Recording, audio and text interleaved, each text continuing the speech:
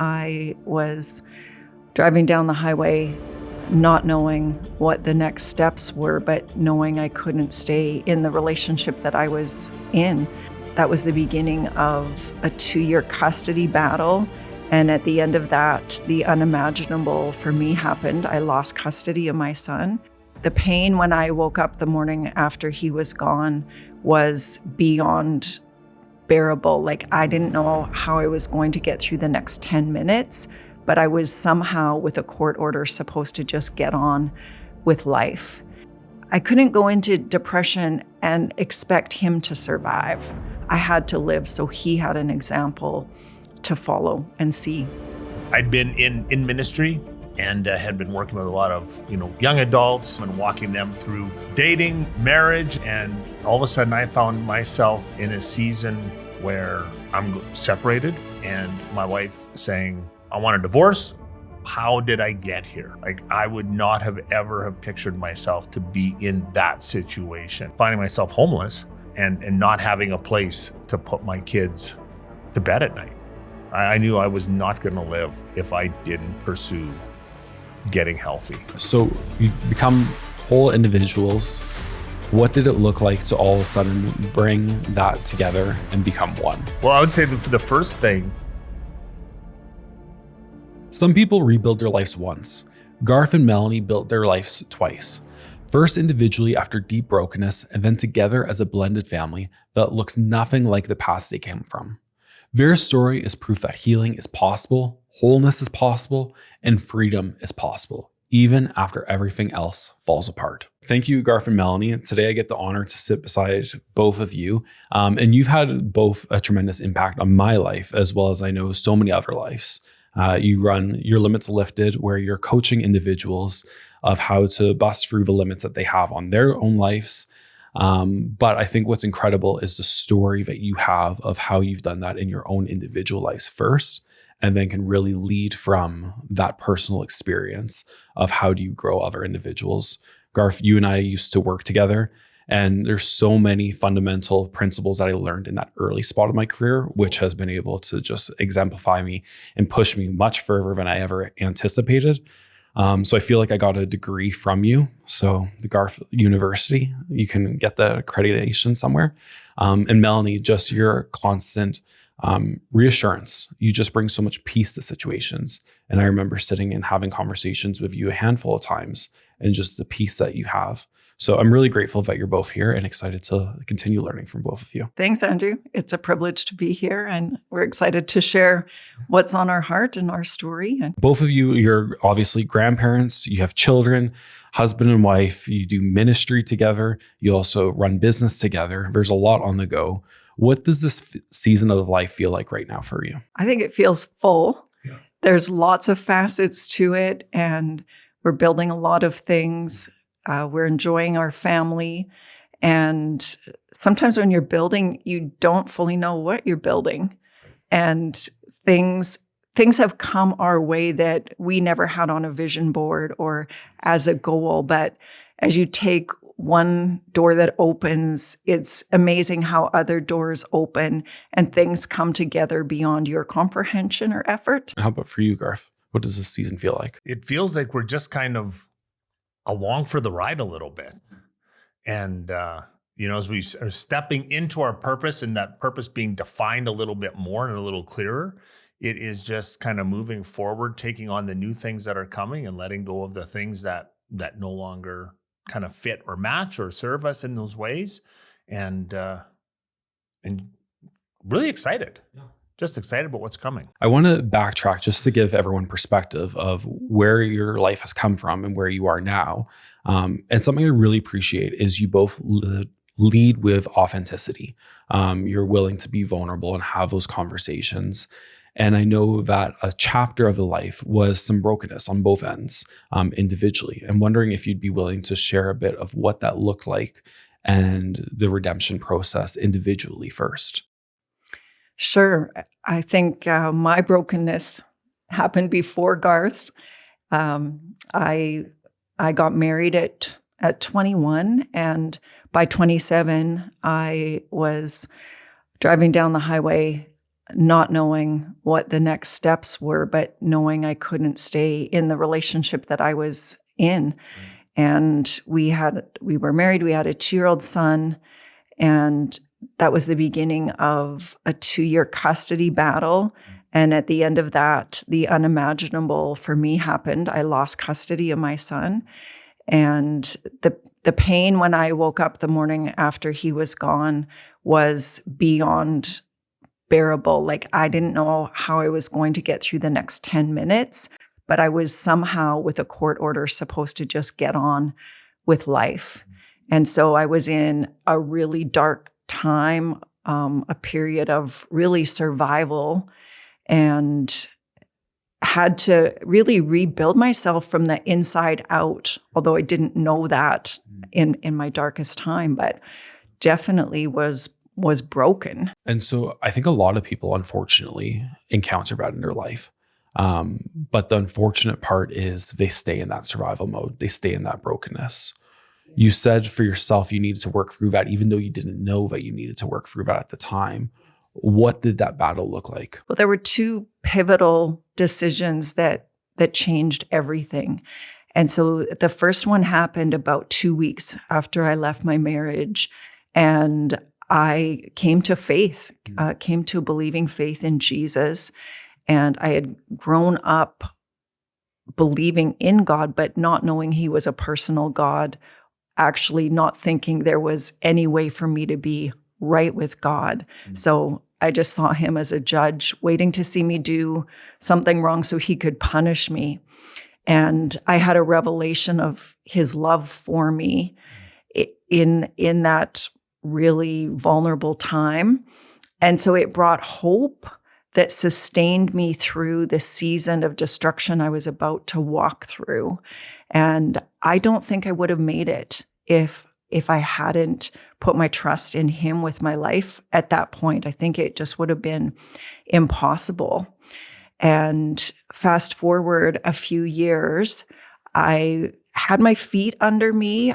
Life had gone from survival to struggle, which is a huge improvement over survival, and then from struggle to stable. So like not celebrating every day, but stable, like ups and downs and handling things.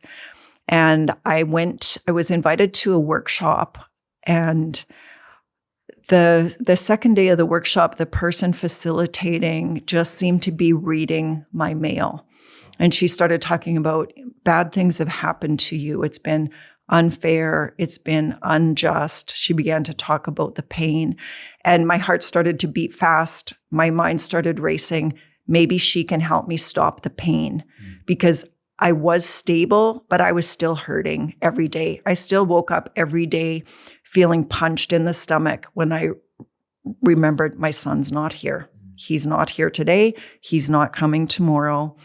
And so I'm listening, thinking, what's she going to say? I'm expecting her to sympathize with me, comfort me, say how wrong it was, what happened to me. And instead, her next words were, "This way of thinking is called," and I didn't even hear what she said after that. My mind was racing. I'm thinking, what way of thinking? What does she mean? How can there be a way of thinking? Doesn't everybody just think? My thoughts are going 100 miles an hour trying to process this. And then she begins to describe a victim mentality. And I had no idea what a victim mentality was. I had no idea how that was affecting me, but she was speaking right to me.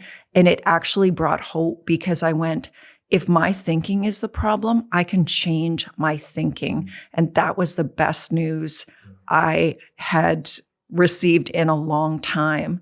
And so coming to faith was vital. It was the love of God that sustained me. But I know that I could still be a broken person today, probably sitting in church, maybe on my 3rd or 4th marriage, wondering, why does this always happen to me? If I hadn't come to understand I had a victim mentality and that I didn't actually have to live life the way I was living it. I love the fact that someone was willing to have the tough conversation with you. There's this saying, clear as kind. And I think oftentimes we think the kindest thing is to not bring it up, don't say it, we don't want to ruffle feathers. But the kindest thing someone can do is to be ultra clear of what's going on, whether it's expectations, whether it's that mindset shift, whatever it might be. And to have someone that was willing to love you so much that they were willing to call out that mindset is huge. It absolutely is. And it's often counter our nature. Like we want to comfort the hurting person. We want to make things better for them. But I was just continuing on a trajectory of pain if my thinking didn't change. And so I am so thankful for someone who not only understood, but was using her life and her understanding to change other people's lives. Garth, let's switch over to yourself, because I know that your story there's some interesting nuances to that. Do you want to share a little bit about your background before Melanie and what that looked like? Sure. I found myself in my mid-30s. I'd been in ministry and had been working with a lot of young adults and helping them and walking them through through dating, marriage, and walking with a number of them. And all of a sudden I found myself in a season where I'm separated, and my wife saying, I want a divorce. I'm going in a different direction, and we're done. And so I went through a number of kind of internal battles in that process as well. First of all, how did I get here? Like, I would not have ever have pictured myself to be in that situation. And it took a real hard look at myself and how did I get here? And to kind of rewind a little bit, we had a number of years earlier gone through the whole infertility, process and dealing with that and processing through a number of mindset shifts that I had to go through into the adoption process. We had our kids. We had to fight for our kids, to have them part of the family, only then to be told that, no, I don't, that you're not wanted as part of this. And then, going into two separate households and going through the process of, separation, divorce, and now raising kids, as a single dad every other weekend. And that, that just brought up all kinds of different, mindset, confronted me with some of the mindsets and beliefs that I had that I needed to confront if I was going to, change where my life was going, or if it was just going to continue on that path of just feeling like everything's just falling apart. And I know you've shared in the past some of the external factors that were also taking place. Share a little bit about the accommodations that you were living in during that season. Well, in that season, we had moved to a new area. We're in a new part of the country. How I ended up in this part of the country is I thought I was coming to visit her and her family. She had the kids out with some family here. And when I got to the airport to join them at the end of a visit time, thinking we're all going back home, she said, "No, I'm not going back." And in that moment, I decided, well, I guess this is where I'm going to live, and I'm going to try to figure out what's happening and where things are going. And in that season, just kind of trying to then figure out, okay, how do I start a life here? How do I try to figure out how I got here, and how to rebuild and how to parent in that situation. And was really in just a survival state. Just the practicality of just, working a number of different jobs, trying to keep a couple of households together, trying to, be involved with my kids, and then try to piece together what's left of life and what does life look like now moving forward. And not even having your own place to take your kids to. Right. Right. So, kind of finding myself homeless, and not having a place to put my kids to bed at night. When I was able to kind of get my feet under me, and I'm renting a room and couldn't bring my kids to that home. So I went back into, the marital home that I was helping pay for, a couple days a week during the days. And then leave in the evening to go back to my place, and not being able to put my kids to bed was it was a struggle. And I'm assuming I know the answer to this, but during that season, did it feel like there was any happiness? For me, happiness was a choice that when I got to be with my son, I was going to make it the best I could and the most normal I could. And so he really was a lot of my incentive for choosing how I was going to think and whether I was going to cover my head up, which would have been easier, like stay in bed, cover your head, versus get up, go to work, be successful, do what's needed, celebrate Christmas on December 29th, if that's the day you get to be together for Christmas. And don't worry about what's happening on December 25th. Be with the people you're with and find life in the moment. I had to do that. I couldn't go into depression. I couldn't go into depression and expect him to survive. I had to live, so he had an example to follow and see. And choosing to live that out and choosing to lead so that way he sees. I really appreciate that. How about yourself, Garth? I would say, oddly enough, yes, there was some happiness in the sense of part of that story is I worked a night shift by myself in a sawmill. I did nighttime security and cleanup and oil and lube, work in a really big facility by myself all night. And I actually started to enjoy me. And, what really could have been a really dark, literally, dark season, it was a long shift, it was a 14-hour shift by myself every night, or, the nights of the week that I worked. But I actually found some joy and happiness in it, even though I was still living in despair. And then I was kind of in this paradigm of despair, but yet there was some happiness in the simple things. So how does someone practically do so? Like you're talking about living in this darkness, literally a dark sawmill, but finding this ability to enjoy yourself. How does someone that's going through a similar season or just in darkness in general, how do they do that? I can say for me, what my journey was I recognized that I wanted a different future. And I realized that what my decisions today are going to affect my future moving forward. So I didn't really know what it was, but I started to try to seek out, okay, what is going to set me up into a different trajectory? Because I came to the realization that the way I'd been thinking and the way I have been got me in that mess. And it wasn't going to, I wasn't able to get myself out of it because I got myself in it. And the mindsets and beliefs that got me there would have to change if I wanted to get out of it. So I just would really just kind of pursued, like, what are different ways of thinking and who to get around. Now, I had some really limited, time frames and the number of jobs I was working and just my life situations, but I really was intentional to move forward and to be in some circles that would expose me to something different. And, that often, took, I was looking for kind of a men's group at one point, and I was like, okay, I have Wednesday evening between this time, what's available?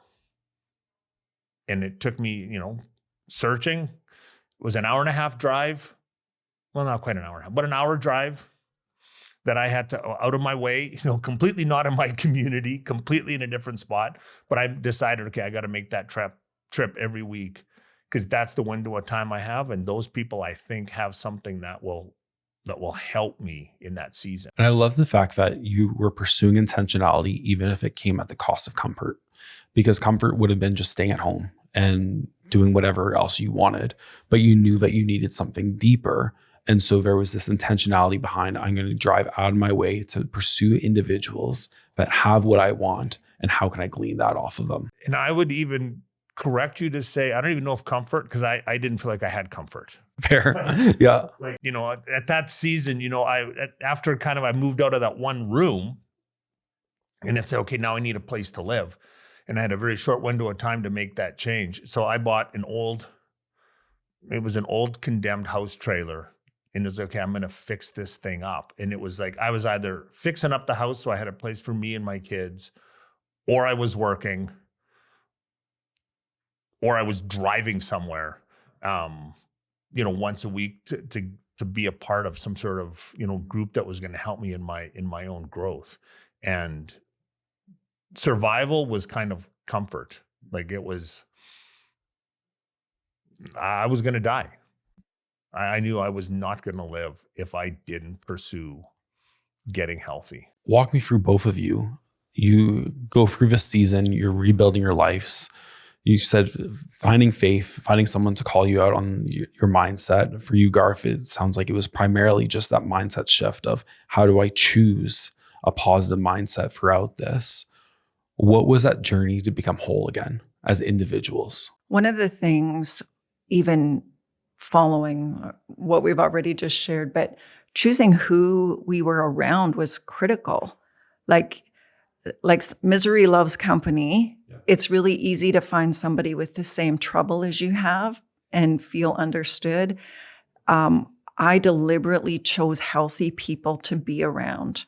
I sought out people that I thought I would like the quality of life they're living. That's who I'm going to pursue friendship with, spend time with, because if I can think how they think, if I can do what they do, then I can produce the kind of life that they have. And so the people really mattered. Being in God's house every week was a decision I made. It was like, no matter where my thinking went in the ups and downs of the day, it seemed like Sunday helped me find my bearings again. It helped bring hope back again. It brought peace. It brought security. It gave me what I need to keep going forward. God's word even was a lifeline, like Jeremiah 29:11. I know the plans I have for you, plans for good and not for evil, plans to give you a hope and a future. When I was still in the middle of a custody battle, there were days when I had to go read that every 10 minutes. It was like taking a breath of air and believing that there was some good ahead for me, even if I couldn't see any of it. And just continually choosing the hard that would build life rather than letting the fact that it was hard deter me from making those choices. That's one of the most common reasons I hear people say as to why they don't want to fight for themselves is it's hard. And I think it's hard either way. It's hard if you fight, and it's hard if you don't.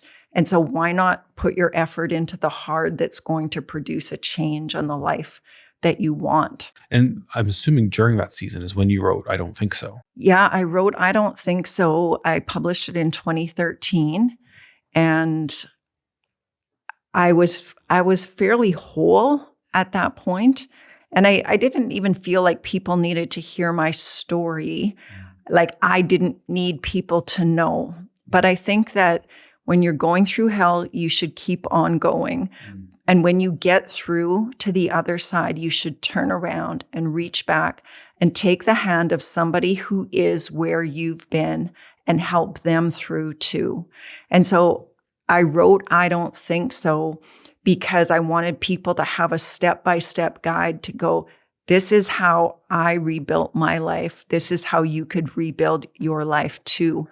And I just don't think that it needed to take as long or be as hard as it was. And so I wrote I Don't Think So as a tool to help other people. And at that time when you were writing this, did you know the impact that it was going to have on other individuals? I had an idea that it would help, but there was also the other side of the terror of actually telling my story.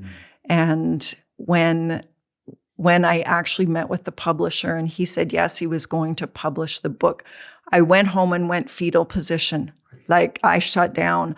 I didn't know if I could do it. Like we either are self-focused or others-focused. So the healthy part of me is going, I need to help other people who are in the same kind of pain I was, or what's going to happen to me if I tell this story? Like, is it me or them?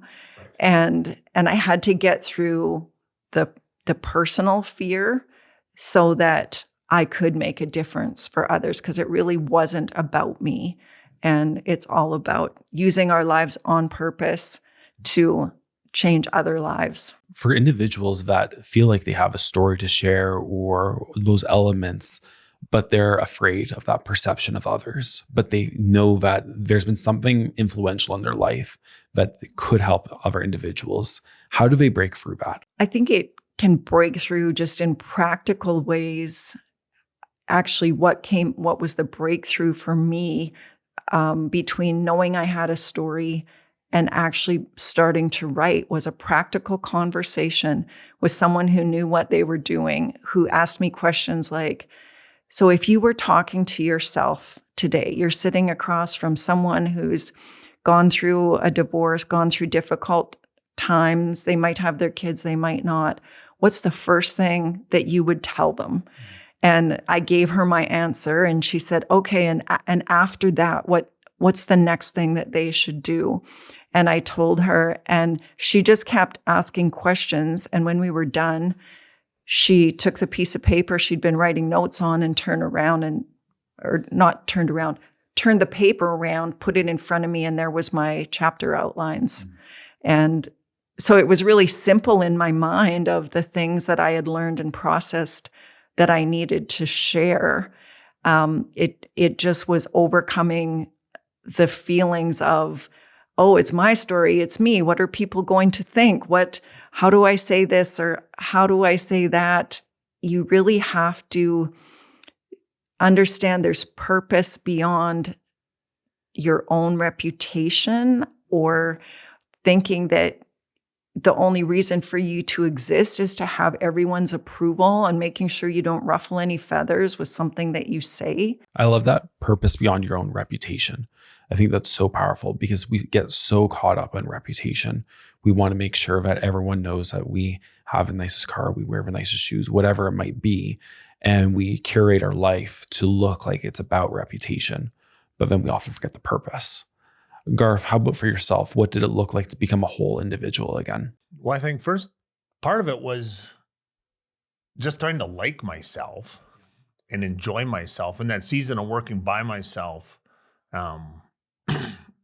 I went through that process of actually enjoying my own company and enjoying that. Now with that, Melanie shares, she needed 10 minutes and go remind herself of the scripture. I literally had a 10-minute alarm on my phone, not my phone, on my watch.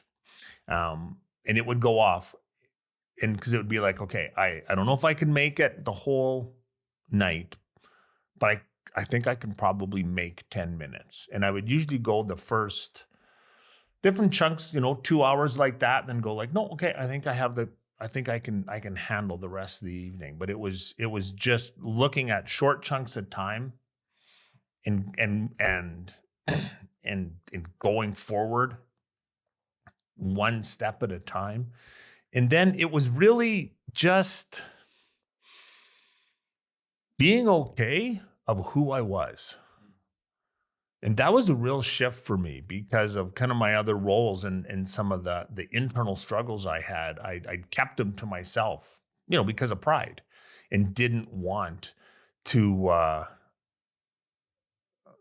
maybe did not show weak or have people kind of really know some of the internal, struggles that I was having. But there's a real freedom in coming to a place to go, this is me. Here's the good, here's the bad, here's the ugly. And I kind of just don't care what you think because it's me. And because being in that place of losing everything, I kind of had this thought of going, well, what else do I have to lose? Kind of lost my kids. I've lost my marriage. I've kind of lost a lot of the reputation I have. I've lost any material things I've had.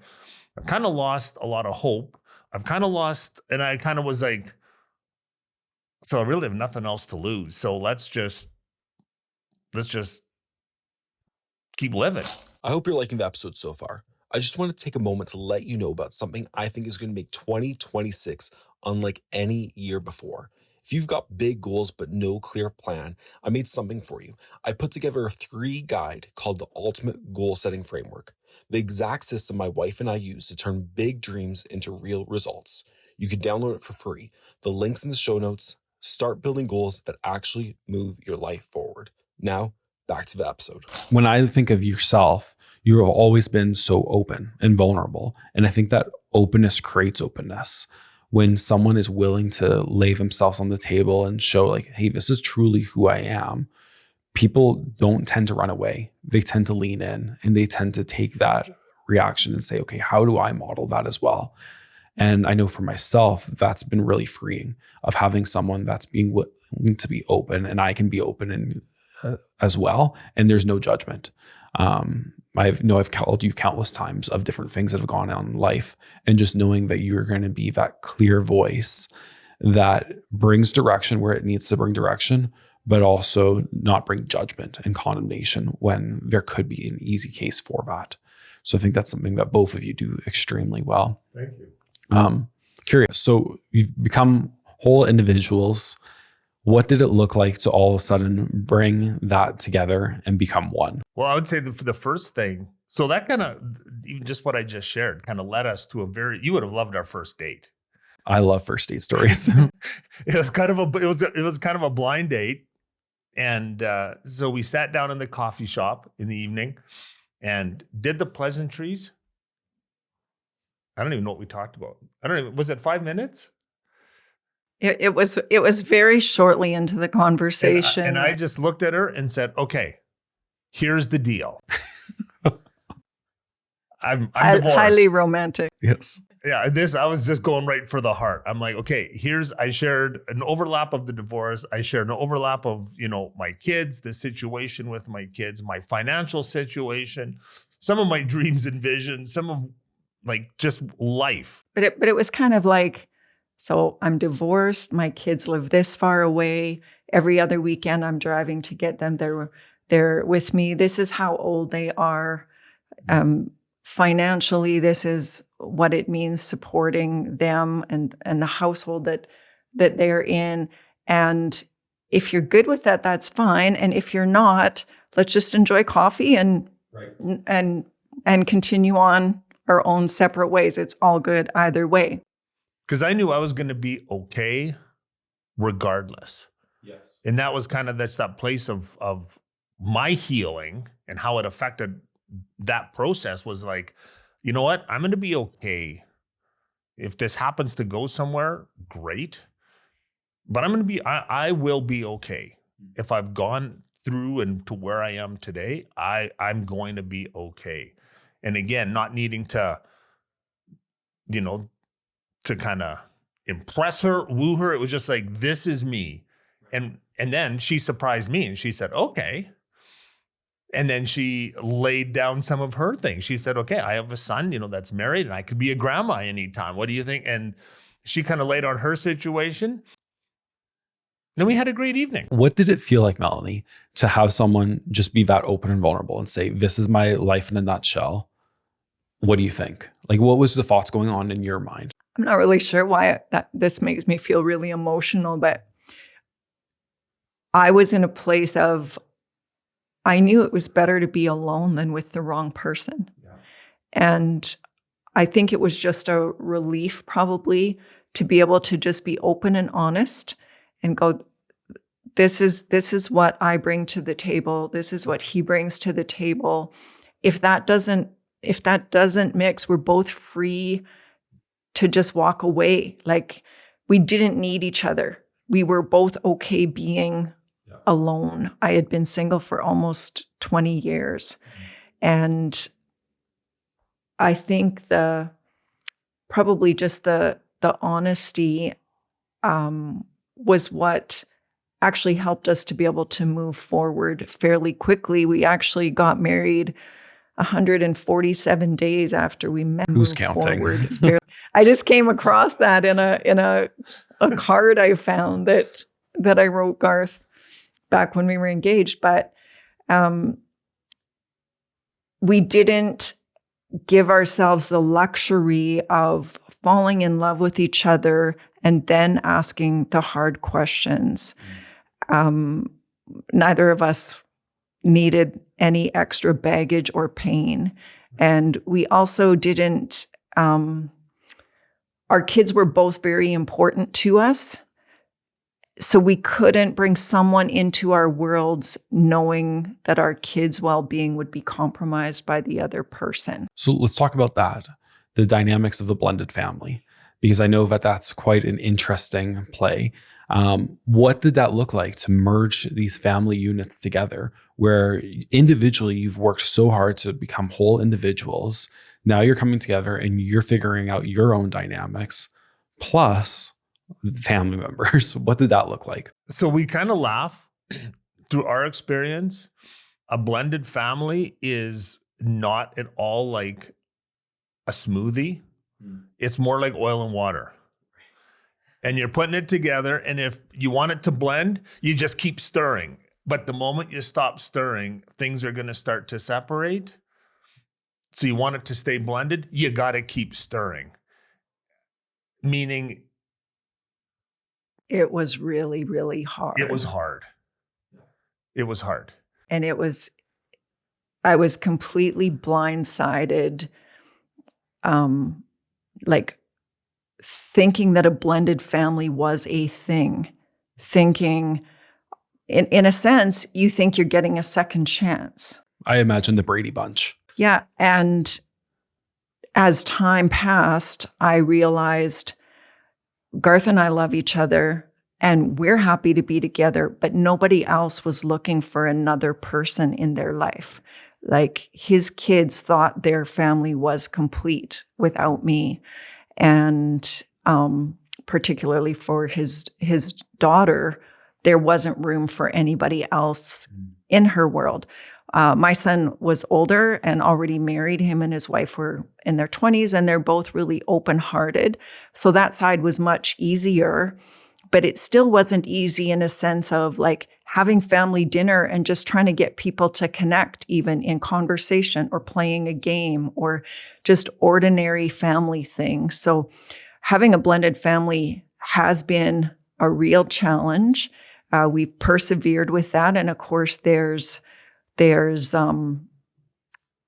are enjoying some of that now. We're married over 11 years, and Garth's son and my son and daughter and grandkids are all actually very close. And so we enjoy just, I think, a healthy family relationship together. But Garth's daughter's very much at a distance, and that's really painful to be separated from a child. So it's taken work. It's taken effort. There's been a lot of pain along the way. There's been some joy, and we're starting to see some, I think, the fruits and benefits of trying to be consistent and being consistent over the years, and seeing that, seeing the fruit of that now. But it hasn't been an easy part of life for us. The best Christmas we had was one year we threw out everybody's traditions and went, let's have a Mexican fiesta. Incredible. So we put up colored lights, had a Mexican blanket, a piñata, tacos, taco salad. So nobody's expectations were dashed. There was no disappointment because nobody knew what to expect. And we just had fun. And so it's not like it's impossible. You just have to be able to think outside of the box and not like white picket fence, cookie cutter this is what life should look like and everybody should be happy about it. I like what you said about the expectation, because oftentimes disappointment falls between the difference between expectation and reality. Yeah. And so what people brought an expectation, example, Christmas, and if the reality doesn't hit, that's when that disappointment begins to fester.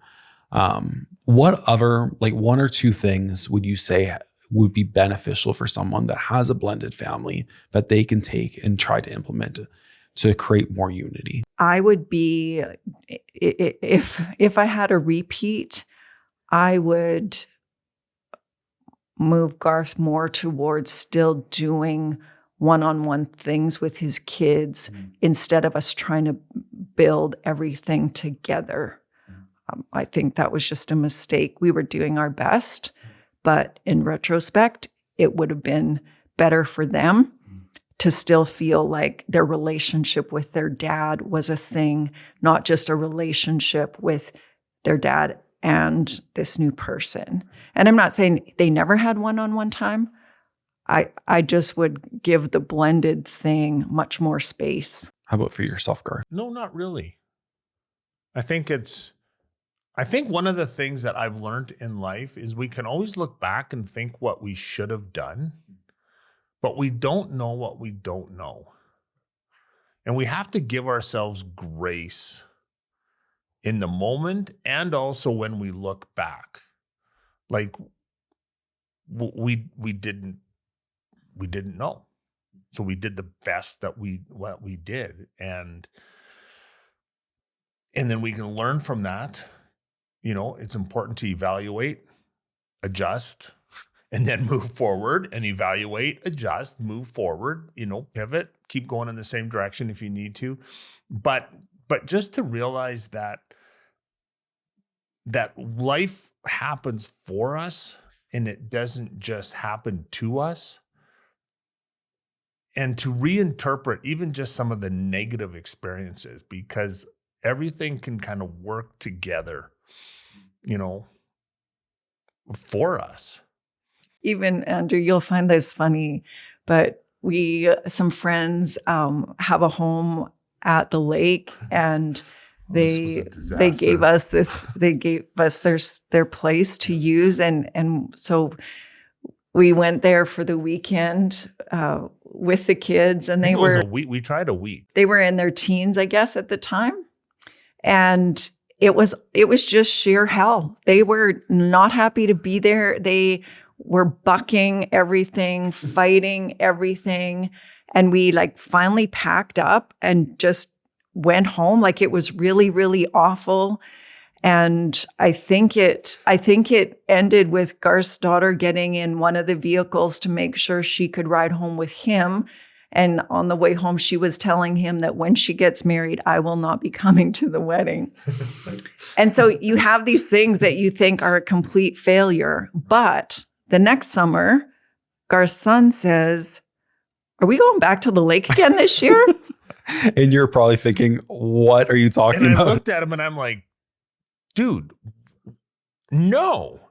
And he's like, well, why wouldn't we, Dad? That was awesome. And I'm thinking, that was awesome. That was a disaster.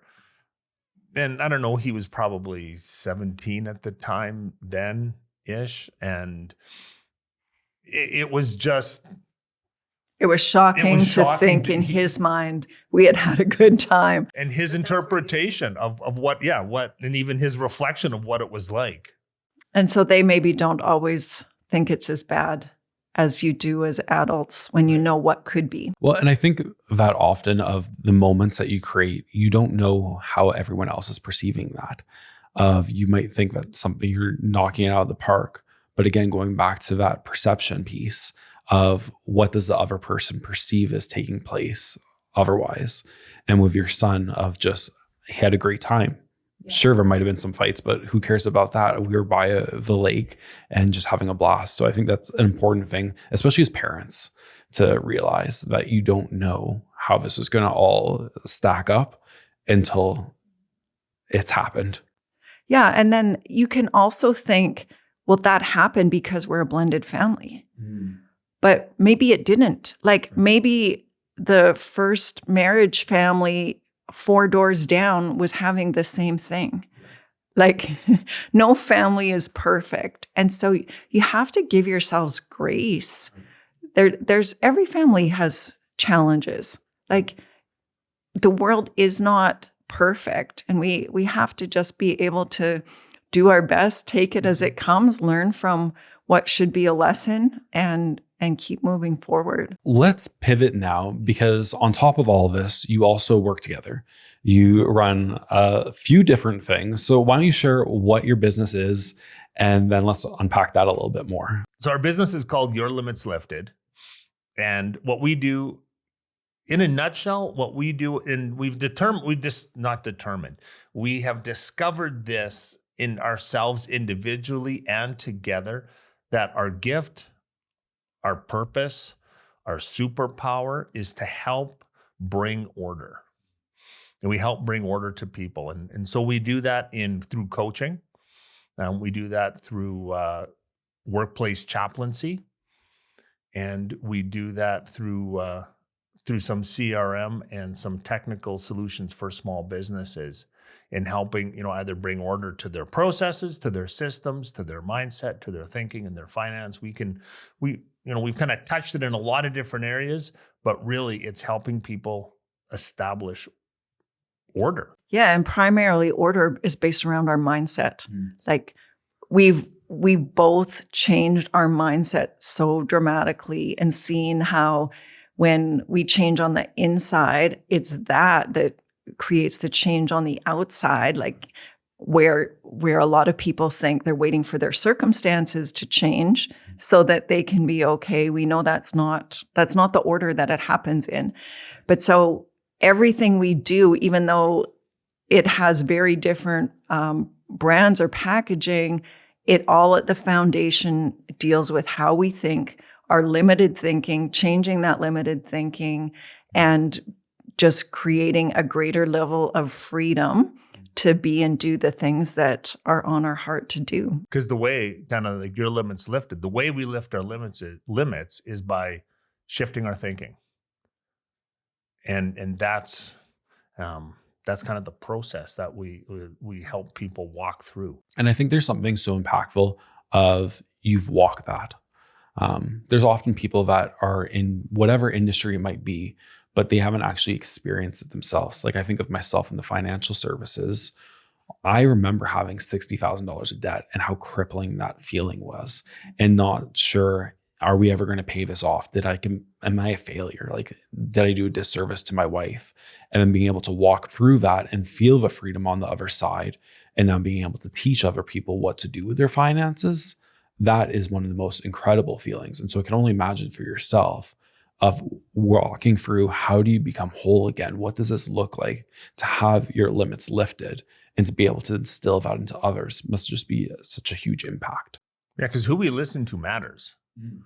Like, there's so many voices out there, especially now, and it's really important who we listen to, and because there's a lot of charlatans selling all kinds of stuff. Do you want to name names? What we've also recognized is it can be a lifelong process. We think so differently than we did, but I expect to think differently next year than I am right now. Right. That life can be a continual discovery process. And who do I need to be to fulfill that next dream or desire? It's what do I have to change in me? I want to do a couple rapid round questions, if you're okay with that. So the first one that I have on here is, what's a habit that you've instilled in your life that's made a positive impact? I think one of the habits that I've tried to, and I'm going to say tried to, it's an active and it's a process, because it kind of goes against my natural instinct, and that is to think the best. And that's one thing that I've learned from Melanie, and that is always think the best. So if somebody's done something that I don't like, instead of thinking, oh, they're out to get me, no, I'm just going to think the best. I'm going to think the best until I know otherwise. So the habit of trying to think the best was a game changer for me. How about for yourself, Melanie? I love God's word. And so that is a daily habit. It's not a checkbox thing. It gives me life. I like to journal, but primarily my journal is not like pouring out my heart. It's writing down what I got in my heart out of God's word today.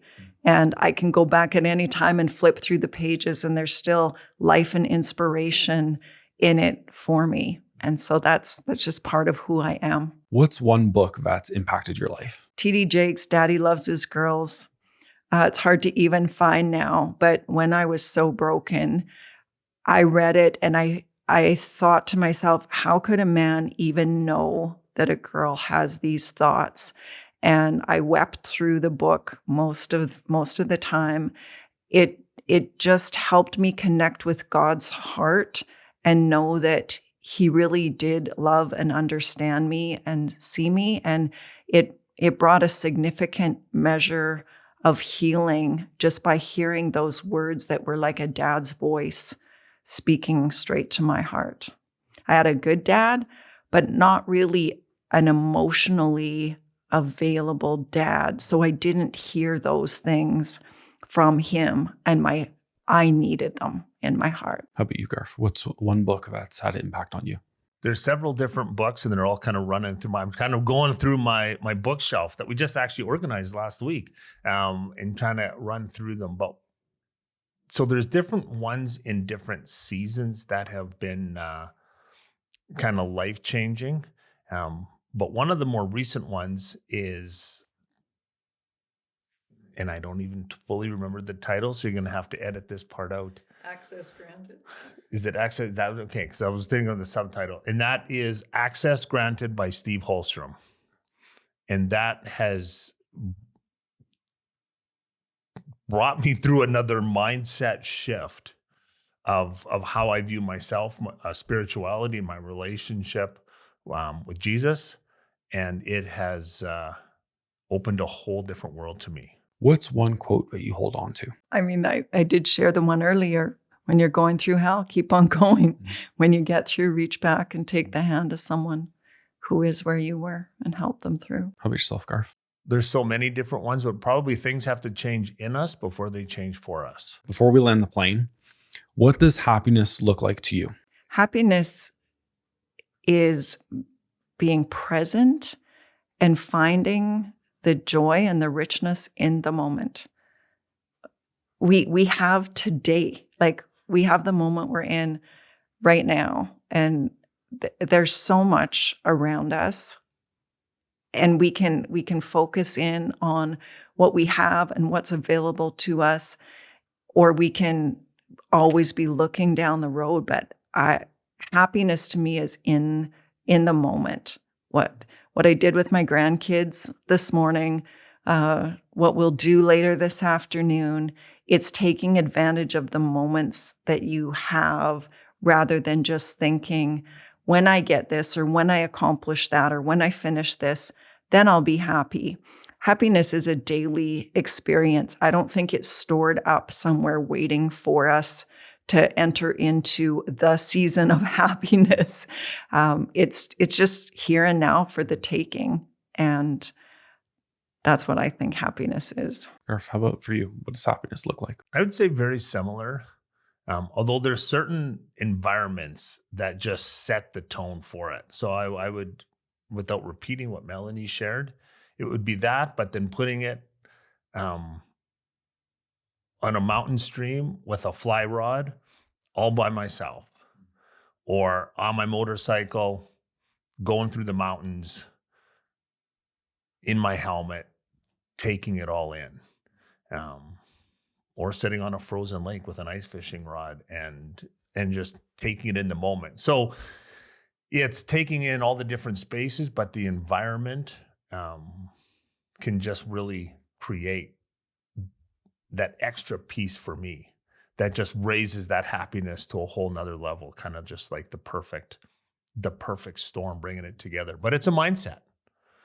But it's a mindset, because I can look back and I can go, you know what? I was happy even when there was a lot of despair, because we're either moving forward or we're moving backwards. Like nothing stays the same. And it's just recognizing that if I'm going to always wait for the future, like Melanie said, wait for the future, or when this, then I will, it will never happen. And it's something that we'll chase. And the more we chase things in life, usually the more disappointed and disillusioned we become in the process. And I think we have favorite places, like Mexico's a favorite place. Garth will go fly fishing and I'll sit on the riverbank reading a book. We have favorite things, favorite activities, but I don't think that those would bring the joy that we experience just in and of themselves. Like if that was our 365-day-a-year activity, we wouldn't be satisfied. I think it's enjoying those days, but the sense of fulfillment that comes from making a difference for other people is really a huge part of who we are. And it's that fulfillment that then doing the activities that we like make life full and complete, like happy on an ongoing basis, not just in a circumstance. And I think you have to have purpose and the fulfillment that comes from that purpose, or you can't really truly find happiness. Because we are wherever we are. And if we're just dependent on an outside source or circumstance to make us happy, as soon as that ends, then we're back in a place of just disappointment and not really truly living. Like happiness is being good with who I am and how I'm living more than what I'm getting. Well, Garth, Melanie, thank you so much for a conversation. Appreciate you both. Thanks for having us, Andrew. Garth and Melanie's story is living proof that brokenness isn't the end. Healing is possible. Families can be rebuilt, and freedom is something anyone can experience, no matter where they're starting from. It's been an honor knowing them for so many years, learning from them and watching God restore and redeem their lives and seeing the impact that they're having on many others now. If this episode resonated with you, do me a favor, share this with a friend or hit subscribe.